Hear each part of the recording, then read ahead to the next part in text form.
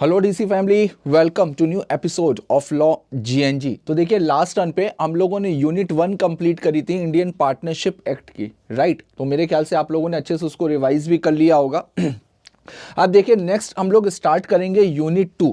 Unit 2 थोड़ी सी technical है और बड़ी है, मतलब इसमें जो सब्जेक्ट मैटर है वो थोड़ा सा लेंदी है, थोड़ा सा टेक्निकल है और अक्सर स्टूडेंट्स को यूनिट 2 में प्रॉब्लम होती है। ठीक है, तो देखिए कोशिश करते हैं कि इसको थोड़ा सा इजी वे में आपको एक्सप्लेन करने की। बस केवल लॉजिकल है, आपको थोड़ा सा लॉजिक लगाना होगा। सब्जेक्ट मैटर ज़्यादा है, लेकिन अगर आप थोड़ा सा भी लॉजिक लगाओगे ना तो बहुत आसान है, आसानी से समझ में आ जाएगी। तो चलिए बिना टाइम वेस्ट किए स्टार्ट करते हैं यूनिट 2।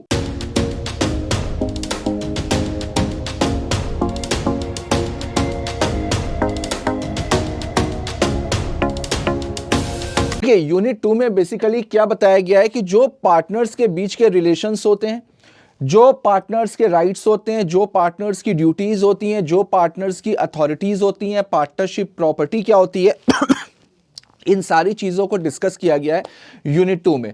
तो सबसे पहले देखिए, सेक्शन 9 से लेकर के सेक्शन 13 तक है provisions regulating the relationship between the partners. तो देखिए, तो सबसे पहले जो जनरल ड्यूटीज हैं, अब पार्टनर्स के बीच में आपस में रिलेशन क्या होंगे, यानी कि उनकी क्या क्या ड्यूटीज होंगी, क्या क्या राइट्स होंगे, क्या क्या अथॉरिटीज होंगी। तो सबसे पहले जो पार्टनर्स की जनरल ड्यूटीज होती हैं वो क्या होती हैं? तो जनरल ड्यूटीज तो सबसे पहले होती है, भाई फर्म का जो भी बिजनेस है वो पूरी ईमानदारी से करें, पूरी पूरी ऑनेस्टी के साथ में करें और साथ में कॉमन एडवांटेज के लिए करें। यानी कि केवल अपने फायदे के बारे में ना सोचें, वो सबके फायदे के बारे में सोचें। क्यों? क्योंकि हर एक पार्टनर एक दूसरे का प्रिंसिपल होता है और एजेंट होता है, और एजेंट की ड्यूटी क्या होती है? हमेशा वो प्रिंसिपल के बेनिफिट की बात करेगा, हमेशा वो प्रिंसिपल के फायदे की बात सोचेगा। दूसरा, be just and faithful to each other. Obviously आप खुद सोचो, जब अगर फर्म के बाकी सारे पार्टनर्स ने आपको एक काम की जिम्मेदारी दी है तो कहीं ना कहीं उन्होंने आपके ऊपर भरोसा दिखाया है ना। अब एक पार्टनर को अगर सेल्स का काम दिया गया है तो बाकी सारे पार्टनर्स उसके ऊपर भरोसा दिखा रहे हैं ना कि यार ये सेल्स का काम अच्छे से कर लेगा। तो हमेशा फेथफुल होना चाहिए एक दूसरे के लिए। render true accounts and give full information of all things affecting the firm to any partner, his legal representative। अब देखो, सबसे बड़ी प्रॉब्लम क्या होती है? जहां पर पैसा इन्वॉल्व होता है वहां पर मिसअंडरस्टैंडिंग बहुत जल्दी क्रिएट होती है। भाई पैसे का इन्वॉल्वमेंट है तो अगर थोड़ा सा भी ऑनेस्टी में या थोड़ा सा भी मिसकम्युनिकेशन हुआ तो फिर वहां पर कहीं ना कहीं एक मिसअंडरस्टैंडिंग क्रिएट होती है और वहां पे 100% बिजनेस हैम्पर करता है। तो यहां पर जो भी हिसाब किताब है वो हमेशा सही बनना चाहिए। अगर कोई भी पार्टनर अकाउंट्स को देखना चाहता है, अकाउंट्स की कॉपीज लेना चाहता है तो बिल्कुल वो ले सकता है। अगर किसी भी पार्टनर के पास में अकाउंट से रिलेटेड कोई भी इंफॉर्मेशन है तो वो हमेशा true and fair information provide करेगा। अगर मान लीजिए कि कोई भी ऐसी इंफॉर्मेशन है जिससे फर्म के बिजनेस के ऊपर इफेक्ट पड़ सकता है, पार्टनर्स के ऊपर इफेक्ट पड़ सकता है, तो उस तरीके की सारी इंफॉर्मेशन हमेशा ट्रू एंड फेयर हर एक को सर्कुलेट करनी चाहिए, हर एक को शेयर करनी चाहिए। तो ये बेसिकली जनरल ड्यूटीज होती हैं पार्टनर्स की। अब देखिए, स्पेसिफिक ड्यूटीज वो तो हो गई आपकी जनरल ड्यूटीज, ये स्पेसिफिक ड्यूटीज हैं। तो सबसे पहले determination of rights and duties of partner by contract between the partner. अब देखो, सबसे पहले जो जनरल ड्यूटीज और स्पेसिफिक ड्यूटीज में फर्क क्या है? जनरल ड्यूटीज का तो मतलब हो गया कि भाई एक्ट में दी गई है, ये जनरल बिजनेस से रिलेटेड है, तो हर एक पार्टनर की ये अथॉरिटी, सॉरी ये ऑब्लिगेशन या ये ड्यूटी बनती है।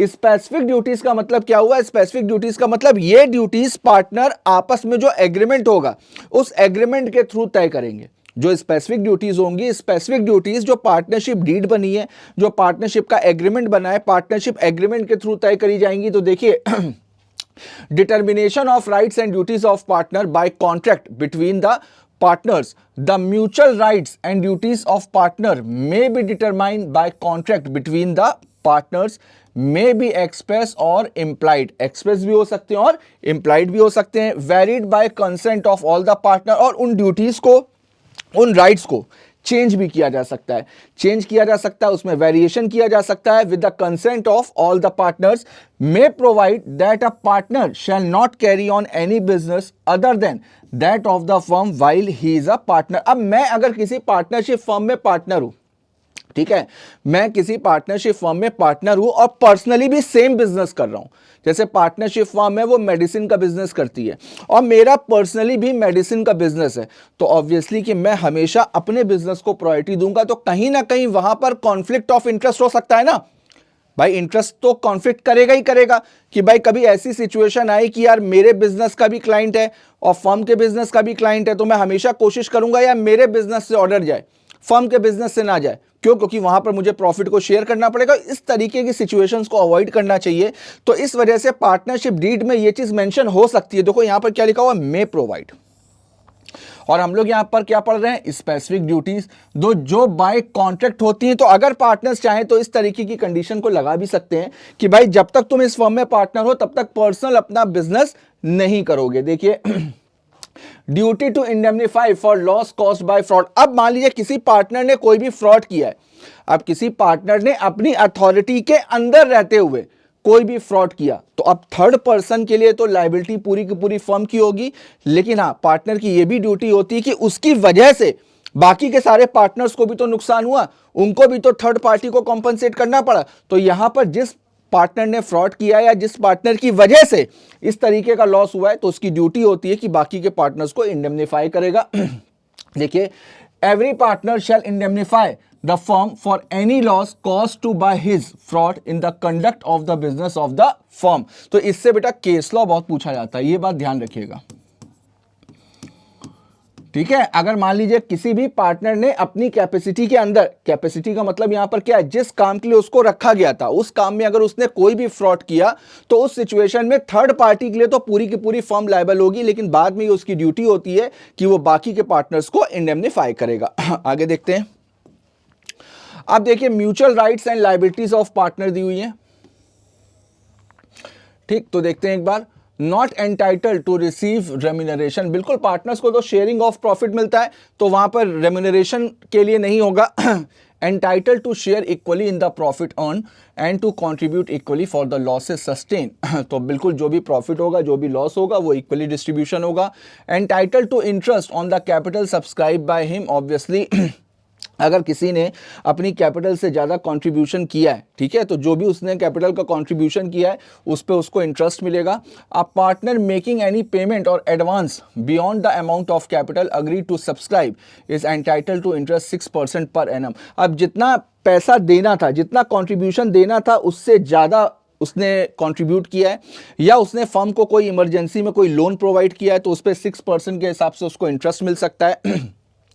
The firm shall indemnify a partner in respect of payment made and liabilities incurred by him in the ordinary and proper conduct of the business and doing an act in an emergency। अब firm को emergency में loss से बचाने के लिए या कोई ऐसी सिचुएशन अराइज हो गई थी बिजनेस में जहां पर फाइनेंशियल सपोर्ट की जरूरत पड़ती थी और पार्टनर ने उस तरीके का फाइनेंशियल सपोर्ट प्रोवाइड किया है बिजनेस में, राइट, तो उस केस में फर्म उसको इंडेमनिफाई करेगा। shall indemnify the firm for loss caused by his willful neglect in the conduct of business of the firm। अब अगर उसने कोई लापरवाही करी है या कोई गलती करी है जिसकी वजह से फर्म को कोई लॉस हुआ है, तो ये पार्टनर की लायबिलिटी भी होती है कि वो फर्म को इंडेमनिफाई करेगा। देखिए in the conduct of the business every partner has a right to take part. बिल्कुल हर एक पार्टनर के पास में राइट है कि फर्म के बिजनेस में वो पार्टिसिपेट कर सकता है। Is bound to attend diligently to his duties, बिल्कुल ईमानदारी से अपनी सारी ड्यूटीज को पूरा करेगा।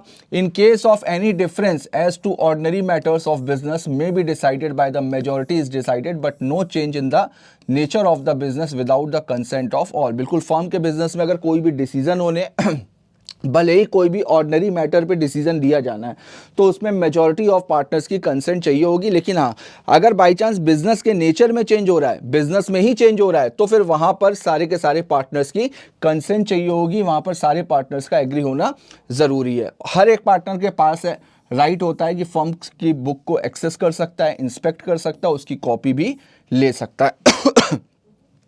In the event of death his legal heirs or legal representative or authorized agent shall have a right to access and to inspect and copy any of book of the firm, अब अगर किसी partner की death हो जाती है तो उसके legal heirs, legal representative या उसके जो भी एजेंट हैं उनके पास में भी राइट होगा कि वो फर्म के बुक ऑफ अकाउंट्स को एक्सेस भी कर सकते हैं, इंस्पेक्ट भी कर सकते हैं, उनकी कॉपी भी ले सकते हैं। हालांकि जब तक पार्टनर है तब तक केवल पार्टनर के पास में ही ये राइट होगा, लेकिन पार्टनर की डेथ के बाद में उसके लीगल हायर्स और लीगल रिप्रेजेंटेटिव के पास में भी ये राइट आ जाता है।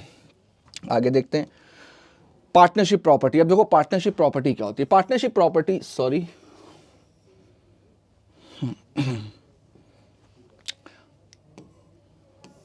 पार्टनरशिप प्रॉपर्टी देखो क्या होती है।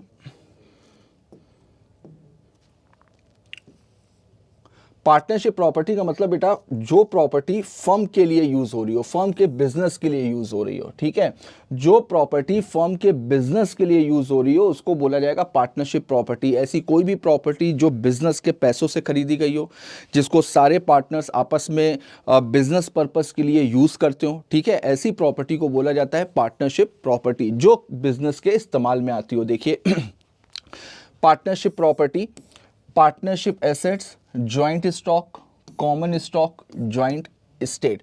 तो आप पार्टनरशिप प्रॉपर्टी को किसी भी नाम से बोल सकते हो। पार्टनरशिप प्रॉपर्टी भी partnership asset, joint stock, common stock या जॉइंट स्टेट, किसी भी नाम से आप उसको बुला सकते हो। अब देखिए, तो जो प्रॉपर्टी ऑफ द फर्म है यानी कि जो पार्टनरशिप प्रॉपर्टी है उसमें क्या क्या चीजों को इंक्लूड किया जाएगा। सबसे पहले all property and rights and interest in property to which the firm, that is all partners collectively may be entitled। तो जो फर्म की प्रॉपर्टी है, तो फर्म के जितने भी पार्टनर्स हैं वो फर्म से अलग तो होते नहीं है तो फर्म के जितने भी पार्टनर्स हैं सबके पास में ये कलेक्टिवली राइट होता है कि वो बिजनेस के पॉइंट ऑफ व्यू से उस प्रॉपर्टी को यूज कर सकते हैं।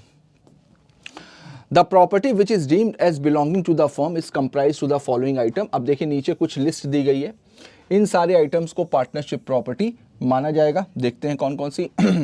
All property, rights, interest which partners may have brought into the common stock as their contribution to the common business. तो कॉमन बिजनेस के लिए जो भी उन्होंने कंट्रीब्यूशन दिया तो उस कंट्रीब्यूशन से रिलेटेड अगर कोई भी प्रॉपर्टी आई है, कोई भी इंटरेस्ट आया है, कोई भी राइट्स आए हैं तो उसको पार्टनरशिप प्रॉपर्टी माना जाएगा।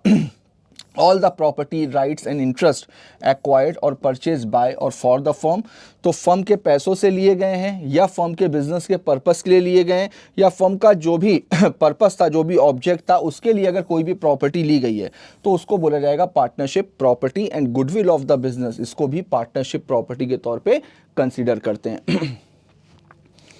आगे देखते हैं, property of a partner will be treated as property of partnership. अब देखो, क्या किसी पार्टनर की पर्सनल प्रॉपर्टी को पार्टनरशिप प्रॉपर्टी बोला जाएगा? नहीं। अब जैसे कभी मान लो जरूरत पड़ी, मैं किसी, मान लीजिए किसी पार्टनरशिप फर्म में मैं पार्टनर हूं, राइट, मेरे पास में कार है, अब अचानक से बिजनेस में जरूरत पड़ गई तो मैं घर से अपनी कार ले आया, तो क्या वो कार पार्टनरशिप फर्म की हो गई क्या? नहीं, वो कार मेरी ही थी, एक इमरजेंसी में मैंने वो कार को यूज कर लिया बिजनेस के लिए, तो वो कार मेरी पर्सनल प्रॉपर्टी है, उसको नहीं माना जाएगा। तो कब पार्टनर्स की पर्सनल प्रॉपर्टी को पार्टनरशिप प्रॉपर्टी के तौर पे ट्रीट किया जाता है? सबसे पहले तो उसके लिए एग्रीमेंट हो, if there is an agreement।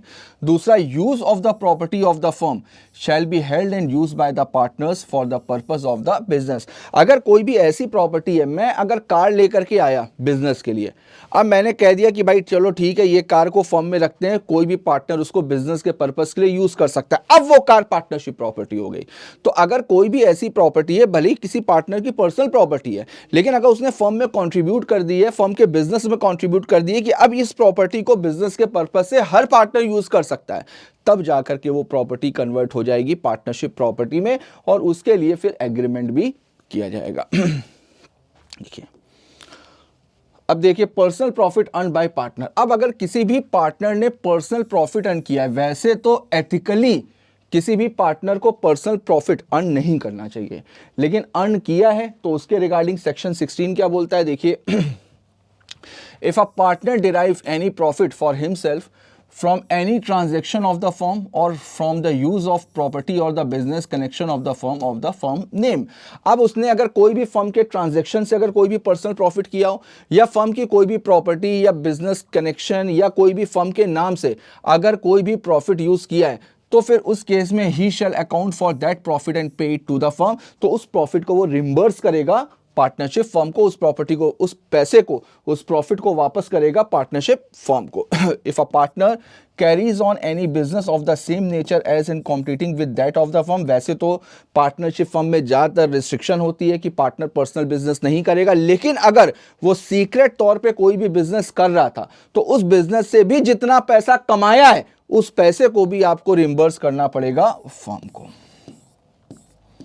मेरी बात समझ में आई? तो अगर कोई भी सीक्रेट प्रॉफिट कमाया है तो वो भी रिम्बर्स करेगा फर्म को, और अगर वो छुप करके अपना बिजनेस कर रहा था, चुपचाप सेम बिजनेस कर रहा था, फर्म के साथ में कंपटीशन कर रहा था, तो उससे भी जितना प्रॉफिट कमाया है उस प्रॉफिट को भी रिम्बर्स करना पड़ेगा पार्टनरशिप फर्म को।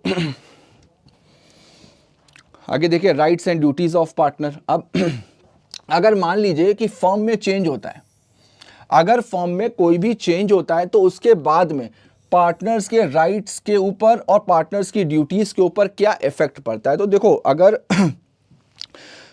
फर्म में कोई भी चेंज हुआ है तो फर्म में चेंज कब होगा, कोई नया पार्टनर आ रहा है, किसी पार्टनर की डेथ हो रही है, कुछ भी ऐसी सिचुएशन है तो जहां पर फर्म में चेंज हो रहा है।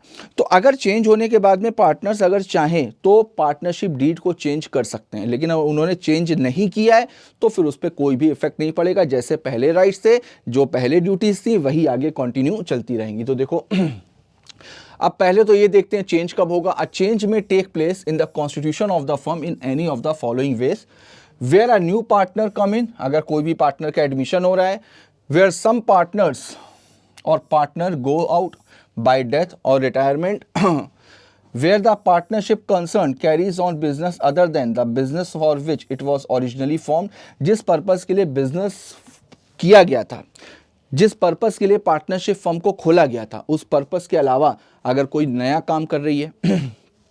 चौथा, where the partnership business is carried on after the expiry of the term is fixed for the specific purpose, अगर पार्टनरशिप फर्म कोई स्पेसिफिक पीरियड के लिए खोली गई थी या स्पेसिफिक पर्पस के लिए खोली गई थी, यानी पर्टिकुलर पार्टनरशिप थी या स्पेसिफिक टाइम वाली पार्टनरशिप थी, तो अगर वो टाइम पीरियड खत्म हो गया है या वो पर्पस पूरा हो गया है तो फिर वहां पर देखते हैं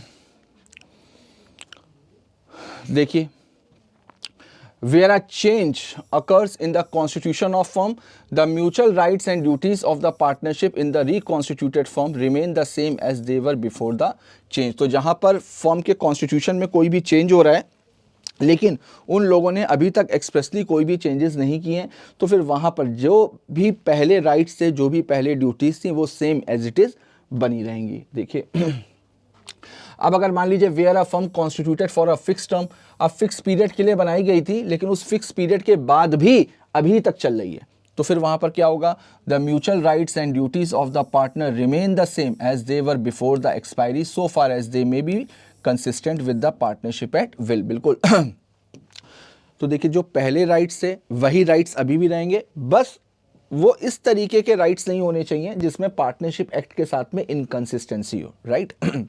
नेक्स्ट आता है where a firm constituted to carry out one or more adventure or undertaking carries out other adventure or undertaking.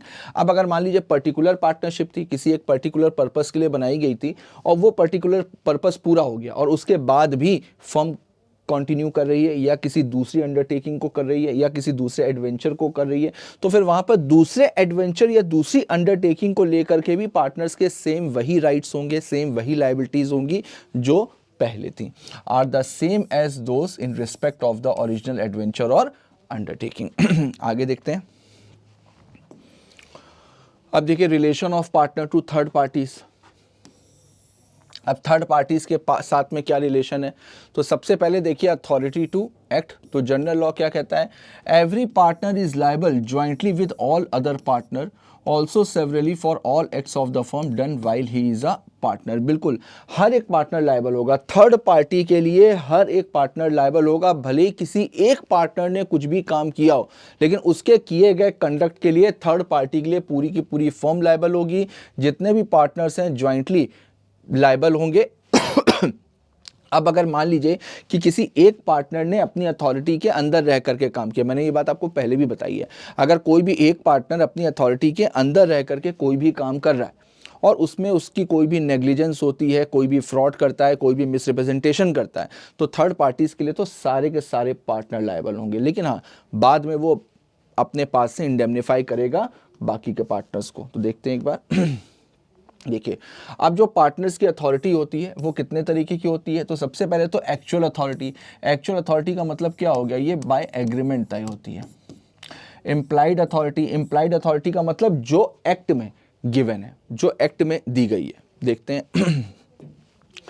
तो देखिए, अथॉरिटीज के रिगार्डिंग कुछ रूल्स हैं। देखिए सेक्शन 18 क्या बताता है, partners to be agent of the firm. A partner is the agent of the firm for the purpose of the business of the firm. बिल्कुल, हर एक पार्टनर एजेंट के तौर पे काम करेगा। जो भी फर्म का बिजनेस है उसके पर्पस के लिए वो हमेशा एजेंट के तौर पे काम करेगा।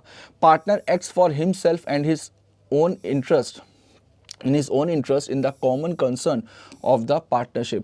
अगर पार्टनर कोई भी कंडक्ट करता है, अगर कोई भी पार्टनर कुछ भी कंडक्ट करता है खुद से, तो वो हमेशा केवल अपने लिए नहीं करेगा, पूरे के पूरे पार्टनर्स के लिए करेगा, पूरी की पूरी फर्म के लिए करेगा। He may be deemed as a principal. उसको हर एक दूसरे पार्टनर का प्रिंसिपल के तौर पे भी माना जाएगा। तो जैसे वो हर एक पार्टनर एक दूसरे का एजेंट होता है, उसी तरीके से हर एक पार्टनर एक दूसरे का प्रिंसिपल भी होगा।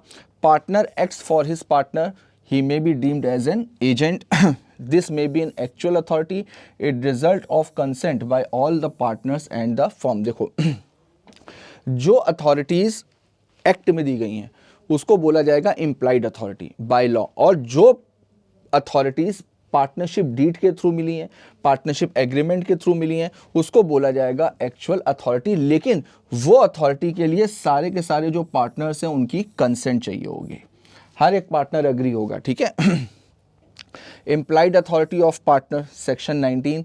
This is the authority of a partner to bind the firm। It's the act of the partner which is done to carry on business of the kind carries on by the firm binds the firm। अब जो भी implied authority है, जो भी partnership act 1932 में given है, तो उस अथॉरिटी के अंदर रह करके अगर पार्टनर ने कोई भी काम किया है तो फिर उस काम के लिए पूरी की पूरी फर्म लायबल होगी। क्यों? क्योंकि ये इम्प्लाइड अथॉरिटी बेसिकली कानून बताता है, एक्ट बताता है। हालांकि ऐसा नहीं है कि पार्टनरशिप एक्ट में इम्प्लाइड अथॉरिटीज दी गई हैं तो उसको घटाया बढ़ाया नहीं जा सकता, उसको बिल्कुल घटाया बढ़ाया जा सकता है।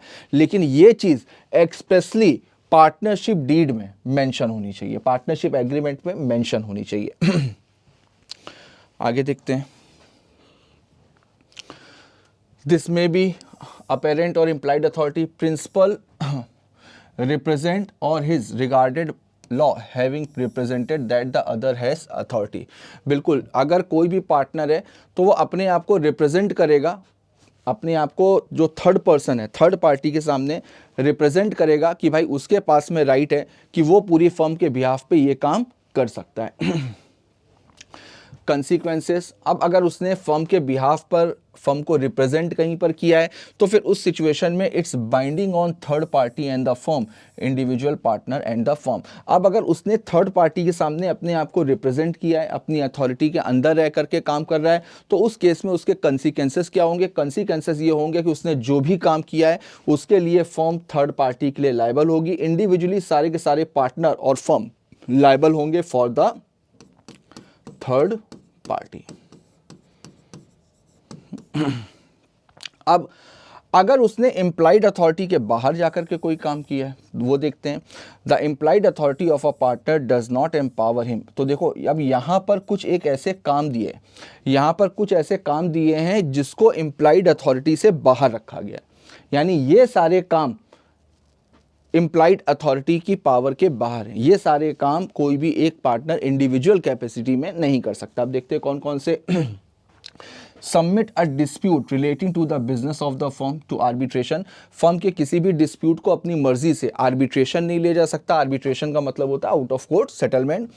Open a banking account on behalf of the firm in his own name. अपने नाम से बैंक अकाउंट नहीं खोल सकता on the behalf of the firm.